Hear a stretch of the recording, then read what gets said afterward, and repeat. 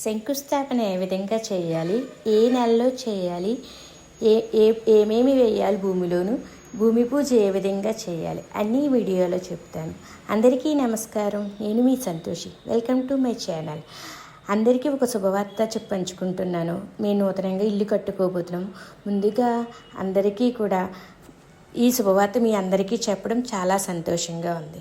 వైశాఖ మాసంలో ఇల్లు శంకుస్థాపన అయితే చాలా మంచిది. ఉత్తరాయణ పుణ్యకాలంలో వైశాఖ మాసంలో శంకుస్థాపన అయితే వైభవంగా ఉంటుంది అని చెబుతారు.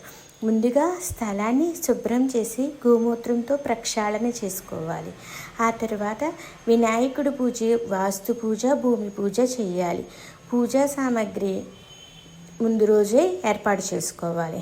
బియ్యము, కొత్త తువ్వాలు, 3 బిందులు, వినాయకుడు వారి ఫోటో, ఈశ్వరుడు మీ ఇష్టదైవం యొక్క ఫోటో, కొబ్బరికాయలు, కొత్త ఇటుకలు, కొత్త తాపి, తమలపాకులు, పువ్వులు, పళ్ళు, చిల్లర కాయిన్స్, వక్కలు, దీపం కుందులు, నెయ్యి, ఒత్తులు, 3 గ్లాసులు, పంచపాత్ర, ఉద్దరిణి, అరివేళం, మామిడి రబ్బలు, పీటలు, కొబ్బరి బొండాలు, ఒలిచిన కాయలు, అరటిపళ్ళు, అగరబత్తులు, నవధాన్యాలు, ధాన్యాలు, ఆవు పాలు, హారతకర్పూరం, అగరబత్తులు, పోకచెక్కలు ముందు రోజు సిద్ధం చేసుకుని ఉంచుకోవాలి.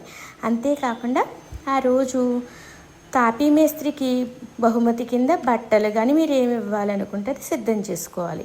ఇప్పుడు శంకుస్థాపన అయ్యేటప్పుడు భూమిలో ఏమేమి వస్తువులు వేయాలి, ఏ విధంగా వేయాలి చెప్తారు. ముత్యం, పగడం, రాగి, వెండి, బంగారం, పాదరసం తప్పకుండా వేయాలి. ఇవన్నీ ఈశాన్యంలో ముందే చెబుతారు పంతులు గారు, సిద్ధాంతి గారు. ఈశాన్యంలో గొయ్యితేవి అక్కడ భూపూజ చేసి ఇవన్నీ వేయాలి. పాదరసం కూడా వేయాలి. ఈ విధంగా వేయడం వల్ల ఎటువంటి ఆటంకాలు లేకుండా పనులు వేగవంతంగా జరుగుతాయని చెబుతారు.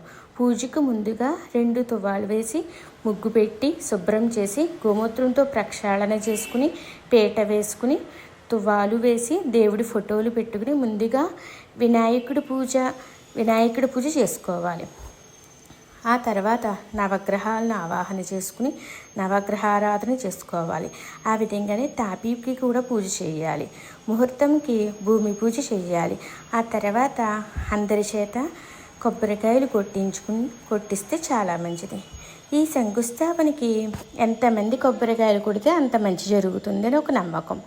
ఆ తర్వాత తాపీ మేస్త్రికి బహుమతి ఇచ్చి పంతులు గారికి దక్షిణ ఇవ్వాలి. ఈరోజు అతి ముఖ్యంగా తప్పనిసరిగా భూసూక్తం చదవాలి. భూమిని తవ్వి చేస్తున్నాం కాబట్టి ఆ భూమికి క్షమాపణలు చెప్పుకుంటూ ఈ విధంగా మేము కట్టుకుంటున్నాం తల్లి అని చెప్పుకుని దండం పెట్టుకుని భూమి పూజ చేసుకుని భూసూక్తం తప్పకుండా చదవాలి.